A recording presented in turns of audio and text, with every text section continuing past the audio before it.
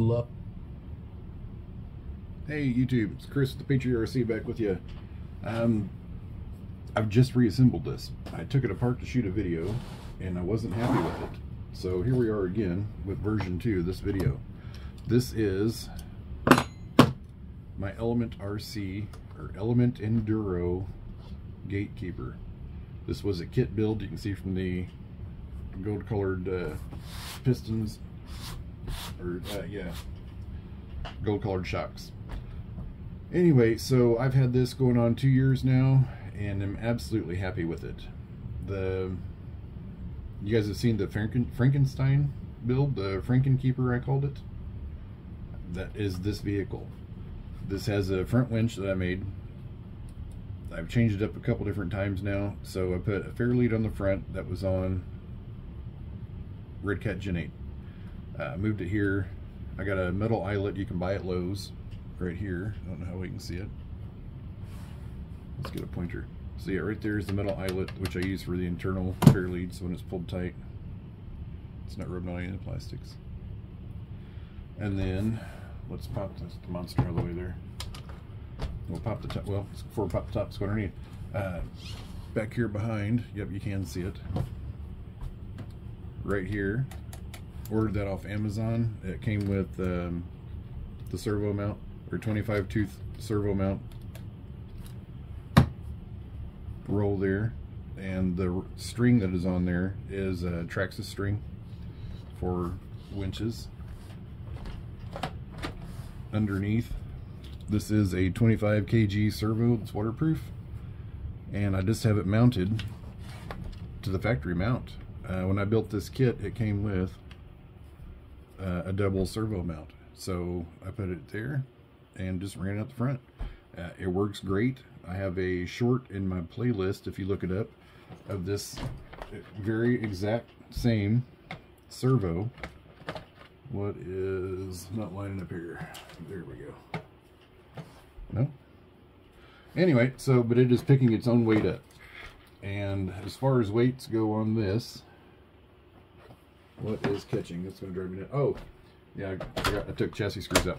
Got to put those back in. So I've got just brass weights in the front wheels and the backs, and 15mm hex extensions, and that's it. Other than that, it's bare bones stock. Well, it came stock because it was a kit. No electronics. As far as the actual servo, it is a 35 kg Amazon servo. It's the same as the Zoo Sky and all that. It's the orange case. So it's been good. This is not a heavy rig. This is, I think it was, what was it, just under 7 pounds total. So it's not a heavy rig. It doesn't require a whole lot. I just pulled the front diff off. I'm trying to do a late spring service on this because I haven't torn into the transmission and the diffs and all that. Just went and inspected bearings and everything. Everything looked really good in the previous video. So I have to take my word for it. I'm sorry. I didn't like where the last video went, or the way the last video went, I guess. So this was a very fun kit build. These are actual TSL Super Swampers, and these are probably, I'm going to say, the best tires that are in the stable right now. I got these used from my cousin, and they are well worn in, and these are just, now that I've run my sticky greasy fingers over the nice sticky tires, unvented. They don't really balloon. I mean, if you squeeze both sides, I'm sure you're going to get some ballooning. No, not really. There's a nice squish on the tire there. Love this truck. Absolutely love it. It hasn't done the 20 miles, but it has seen some good times. I've had some good times with it. And yes, I love my Element Gatekeeper. I'm actually debating on buying some more RCs. So if you guys out there have any idea on a good kit build that's available nowadays, I'm not really into Vanquish, not really into Axial. We'll jump into that in here in a minute, but those are really the only two that have a kit out, other than G-Made has a Spider out. You know, you got the Buffalo and the others. but the Spider looks good. I watched Crawler Canyon, his 4-part build series on the Spider, and I liked what I saw. That is a good looking rig, and it comes with wheels and tires. Axial does not, for the price range, that which would be the SCX10 Pro. Vanquish VRD Carbon is the exact same price as the SCX10 Pro. They're going to have more aftermarket support for the Axial, of course, because that's how Horizon rolls. The VRD is a little newer, so aftermarket support's not going to be as well available out there. But you're going to run into that with the G-Mate as well. One thing I wanted to cover while I'm here is underneath, you'll see I've got red at this side, yellow on this side.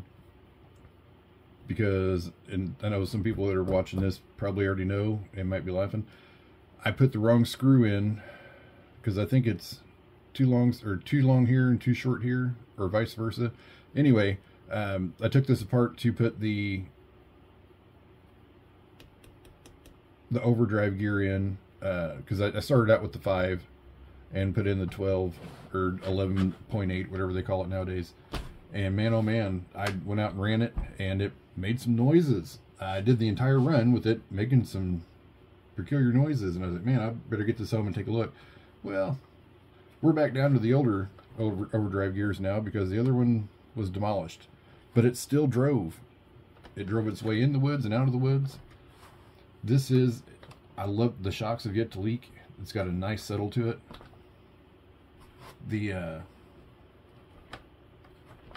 It's just an all-around good vehicle. Got no complaints about it. It is running the Hobbywing 1800 kV motor, the 35 turn servo, or 35 kg servo, 25 kg servo for the winch. And for a long time, this is running the Hobbywing 1080 with, was this the Holmes? Where did I put the, yeah, I'm not sure where I'm with it now. Oh, here it is. It was running with the 540 Sport 16 turn from Holmes Hobby. And that motor actually went bad. So after that, I put a Surpass Hobbies motor in it. And then where to go from there, don't remember. But then I got my second track TRX4 as a sport, put the 1800 kV in it, and this had the Surpass Hobby motor in it. But we're back to the 1800 kV because I wanted to keep the TRX4 Sport as stock as possible for absolutely no reason at all. But that's where it's at. So what are we doing? Oh, we're going to put new screws back in the front bumpers that I took out because they started to get a little bit of rust on them. So let's do that. They're just the 10 millimeters. So we'll get those put back in. So yeah, back to trying not to get on a rant about, actually these are 12 millimeters, aren't they? That's all right. They will work. So in the RTR world, there's nothing really available. I think the base camp's probably the way to go, but I'm not 100% sure on that either. Yeah, those are a little longer. Those are 14s. Let's go back down to 12s. I'm only putting 3 in because the one broke off back here, so it's only going to accept 3. So yeah, it's the Vanquish VRD looks pretty good. I have no use for dig, as long as you got a decent steering angle. At least I say that. I mean, I don't know that I need dig in my life. There we go. So that one's much better. If you guys have any ideas, what RC do I need in my life? I'm pretty happy with where I'm at. I just want something else to build. My tools are itching for something to do. my mind is itching for something to occupy it. And I really need to bust out the DeWalt drill here and just do it with this. But so yeah, I would like to do something new. And that spider's really calling my name. I pulled out one too many screws here. No one. That was one too many screws. So yeah, I think I might go with that spider and just order about a dozen or half dozen of the ring and pinion gear, because that is the weak point of the G-Made on all their models. If you guys do some research on the G-Made series, the TSF02, which is the upgraded 2-speed transmission and what have you, which comes out with the Buffalo and all that, and the Komodo was originally not. They got the ready-to-run versions, the ready-to-run Spider as well, but I want to do a kit build. They still come with metal bead locks. They come with G-Made tires, which are pretty darn good. So yeah, I don't know what to do. So it's either me the G-Made, the SCX 10.3 base camp. I have found quite a few sliders on eBay which look promising. I would still go through and replace all the bearings on all of them. Axial has leaky shocks. It is known. Element, if I buy another Element, which nothing against them, I already have it. If I want to turn this into a Sendero, I can buy a Sendero body. If I want to turn this into an Ecto, I can buy an Ecto body. The same with the Traxxas. I've got the Bronco, the 79 Bronco. I've got the TRX4. If I want the Blazer or the K10, I can buy the body and have that truck. It seems like all of the RC hobby, now that there's a whole lot more, you know, you can't reinvent the wheel so many times, but all the manufacturers are just, they're selling you bodies. That's the business they're in on all these RTRs. You get maybe $25 they're paying for all the electronics on it, and you're just paying for the body. It's all the same stuff, the same model. Element, Traxxas, Axial, it's all the same stuff, just new bodies. How many times can you redo a Jeep? Axial. Traxxas, they've got it made because their trucks are tanks. They've got it. They went to the High Trail editions. They killed the crawlability of them. They killed any kind of hill performance. It looks good because it's lifted, but it doesn't perform. So then you got to go out and spend, what was it, well over, was it $150 for to drop it back down to stock size? Not worth it. You know, I understand you get the shocks, whatever, but it's just not worth it. Just buy the bodies if you're going to go out and get, you know, multiple items, or, you know, multiple cars. Buy the bodies and just throw them on the chassis you already got. Save yourself some money, because nothing that's come out of late is new. Traxxas is running on a 7-8 year old, I guess my math could be off, but yeah, 7 or 8 year old chassis. Axials, they came out with the 10.3 to combat the TRX4. Nobody wanted their portals. They're all going back to straight axle. This is the only straight axle I own. I like it. I don't hate straight axles. I love portals, but this is hard to compete with. This is a performer. I would take Element over Axial any day, but I want something I don't already have. And once you go into the rabbit hole that I found with Axial, if you buy any of their RTRs, like I was debating on, you know, grabbing the deadbolt, I don't oppose the body of it, but the shocks aren't all that. Everything's plastic. Everything. Links. The servo sucks. The electronics suck. So if you want decent performance out of it, and again, I don't do crawler competitions, but I get out on my trails and, you know, places I do crawl, there's some good technical spots I can do crawling at. and I don't see a deadbolt stock out of the box doing a whole lot of it, at least with finesse. I do like performance, but we'll bring this little turd into view here. So you guys have seen my channel, you know I've had some axials. I started with axials. SCX24. I'm going to be putting this thing up for sale here for too awful long. The gentleman I got it from never paid me for the repairs I did to it, which was new transmission, got the Endura purple motor in there, and a brand new battery. So it's ready to go. It's been fully serviced. All the diffs gear, or the, was that the rear or front diffs were completely replaced. So I think it was the rear and the pinion. So the worm gears in the back. But yeah, so by the time you get this thing performance where it would crawl on my course, I'm paying, I've doubled its price in aftermarket parts to make it perform worth the crap. And then you get tired of the wheelbase or whatever, you change the chassis too. There's nothing left of it but the chassis and the spirit of it, knowing that it was an axial. It was no longer an axial.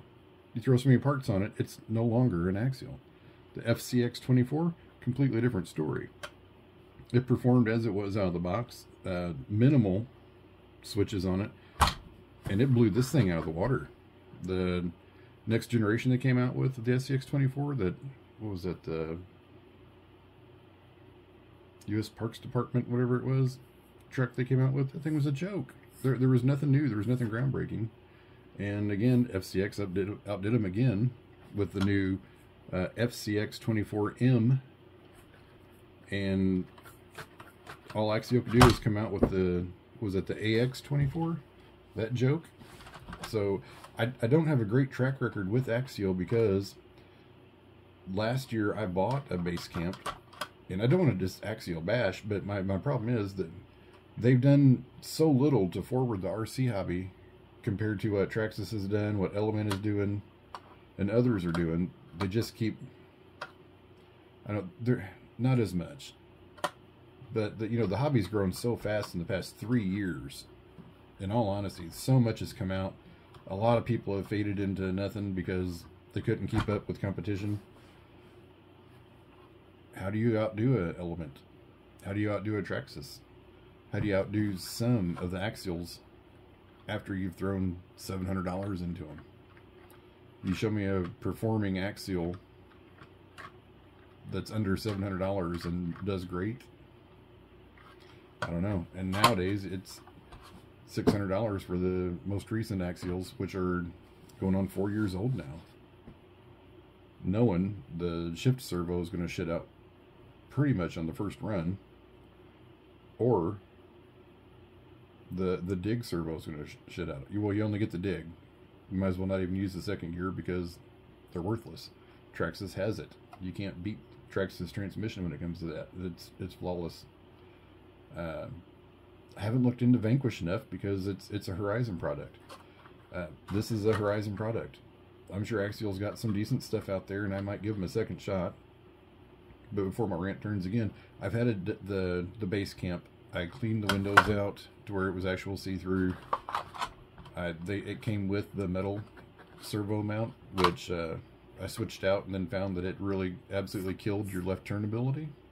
So I went and trimmed out the panhard mount to where you could actually turn it with it again, and it was good. I took it out for its second drive, and I dropped it maybe, well, I'll demonstrate. So about that high, just like that. Went to drive it up my sidewalk to my driveway. It snapped right here where the panhard mount's at. Not this one, on the base camp. It snapped there. The servo was already going out the first day. I mean, it was weak. It would not turn under load. It was just a turd, an absolute turd. So I tried to contact the seller. They said, contact Horizon. I contacted, well, attempted to contact Horizon, create an account with Horizon, leave an email. We'll get back with you. Never heard back from them. Called the 800 number, waited, Waited, never talked to anybody, left message after message after message. And after 1 full week, I guess, after that broke, I was like, yeah, no, it's just going back. And what left a bad taste in my mouth wasn't that, you know, things broke. What sucked is it broke so easily. The 3mm links that are on the bottom of the base camp RTR absolutely sucked. So, because this is only 3mm, what's going into the shank here on the link end had, what was it, maybe, if you're lucky, 2mm? And that's where it broke. These didn't break in the middle. It broke, you know, at the link ends. So that's a weak. So how many more of these you got on your truck? So you got 1, 2, 3, 4, 5, 6, 7, 8. Then you got your panhard straight. You know, it's how many of those are going to end up replacing here before too awful long. I'm sure the metal links would work, but I didn't want to go down that road anymore if I'm not going to get any help or support from the factory. And I guarantee you right now, depending on daylight hours, if you call Traxxas, within 3 minutes of calling the Traxxas number, their service number, you will be on the phone with somebody that will help you if you have the very first generation Stampede, if you have the brand new High Trail that just came out, you know, recently, if you have whatever slash model you have, 2-wheel, 4-wheel, Ultimate, Platinum, whatever. If you have the TRX 4 Sport and the something's acting weird, that person will walk you through the entire thing. When I built my kit build, I had one problem that didn't seem right. What was that? No, so on my TRX 4 Sport build, I put the 2-speed transmission in it that I bought from Traxxas, and the servo wouldn't work. They sent me the entire servo. What else was that? And something else for free. Absolutely free. They just shipped it to me. No questions asked. They're like, oh, we're sorry to hear that. Here you go. And this was in less than a 5-minute conversation. I never had to sign up for anything with them. I did create an account with them now. After that, I was like, wow, I love Traxxas. And that's, I guess I'm a Traxxas fanboy. But you call Horizon right now and try and talk to them about anything you have that is axial, anything they cover. Vanquish, anything. And you see how quick you get answers to whatever questions you might have. If they answer the phone. If somebody answers the chat line. If somebody answers your email. Complete, total joke. I know you guys are getting sick of looking at this thing just sitting here. There's nothing else I need to do with it. Just after opening the diffs up and all that, it was great. The bearings out here looked awesome. And this was, you know, post-submerged. I just wanted to make sure it's good for the spring. Here, now that we're in the summer. Just want to get it dressed up a little bit, clean it up, dust it off, make sure everything was greased and lubed up. I'm using, let's see here, been trying this out now, the 3-in-1 dry lube. The dispenser sucked. The nozzle did. So this is an old antique Traxxas antenna sleeve, and then that's the cap for it. And that's what I use to get in harder to reach areas, because this stuff will spill out everywhere without a control needle on it. So yeah, so back to my Axial thing. I mean, there's enough aftermarket support. I don't have to call Axial. I know more about the hobby or the industry with as far as that goes with Traxxas or with Axial. And I know I don't have to put up with Horizon's BS. I'll just go it alone and fix it my damn self and not worry about their customer service ever again. So I'm not completely scared about going back to Axial. It just sucks that, you know, like I said, whenever I called Traxxas, I was blown away. And when I finally contacted Axial about my problem, I was blown away in a completely opposite direction, because I was expecting support like Traxxas has. You're not going to find that. When the Axial here, or the, dear Lord help me, I'm sorry I made that comparison. When the Element Gatekeeper here did break from a misaligned bearing in the rear end, I called and got a hold of Associated, and they were pretty helpful.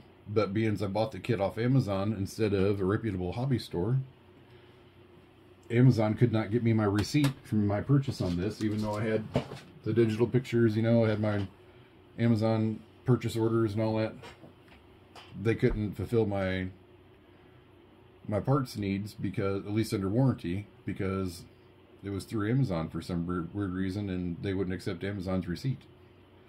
So that was on me to repair. I happen to have bearings laying around. I went in and bought the ring and pinion gear myself. They weren't chewed up bad, but there was enough metal debris just smashed in the gears. I didn't feel comfortable trying to run it again. So, but yeah, I even got a hold of them on the same day. Not a big deal. Again, Horizon, if I called them right now, I still haven't heard back from them from a couple weeks ago when I was, started investigating some new models to buy. I was wanting to ask about the 10.2 kit, if those are, the builder's kit, if those were still available from them, because nobody's got them online that I could find. And I didn't get hold of, I couldn't talk to anybody. I waited in the chat for 15-20 minutes, and then it told me I needed to create an account and come back and try again. Nothing. When I created the account, I sent them the email as well, and then tried calling again. Nothing. I called A-Main, talked to somebody instantly. I even called Traxxas, talked to somebody instantly about some of the models they have that are out of stock. Because if I can't get a kit build, that would be the closest RTR I would want to buy would be a Traxxas. The front servos are shit, yes. You can replace those cheap enough with that 35 kg that I've got in the Red Cat that are in my videos. I've not seen a servo that would even stand up to it. Unreal performance on that thing. Absolutely unreal, super powerful, and super fast. It would scoot your entire truck off the table, just, shaking the steering wheel. That would be the only RTR I would even want to buy anymore.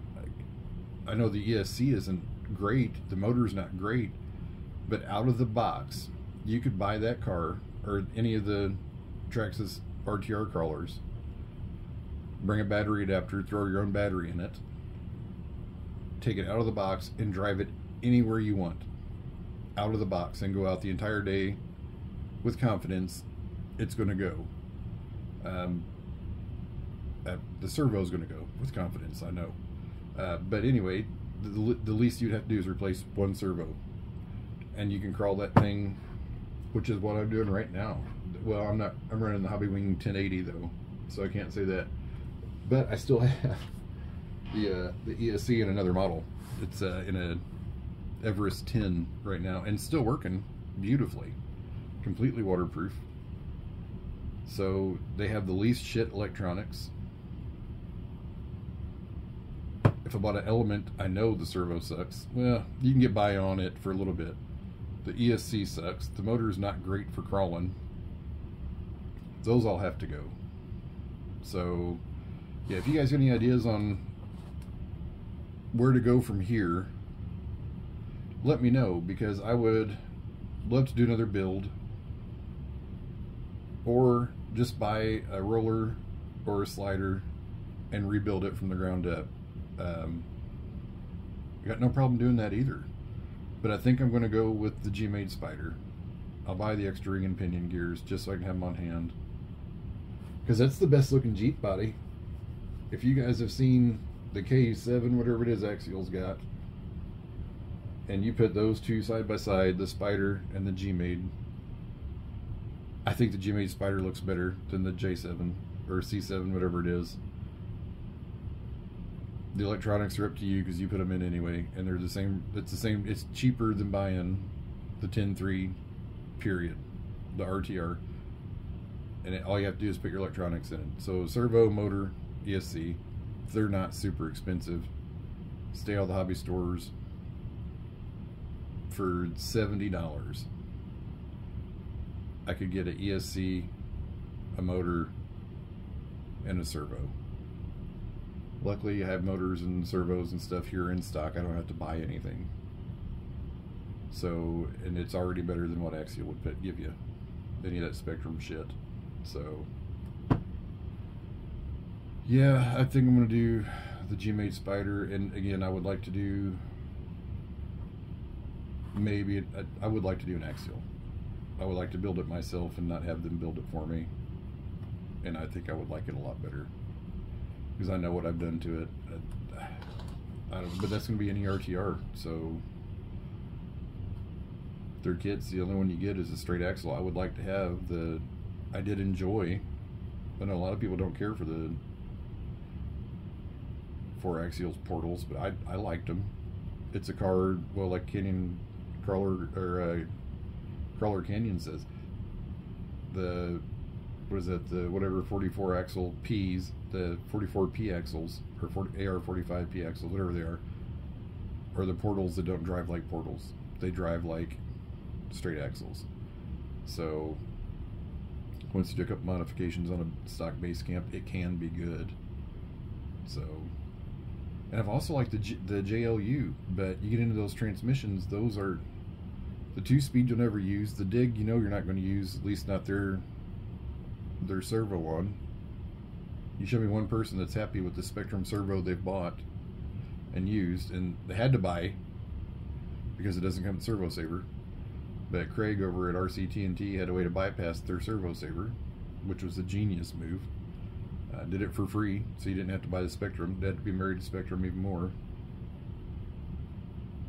So I didn't want this to turn into a rant, but just, you know, ask an honest question: what else is out there as far as kit builds go that are still good and available? Not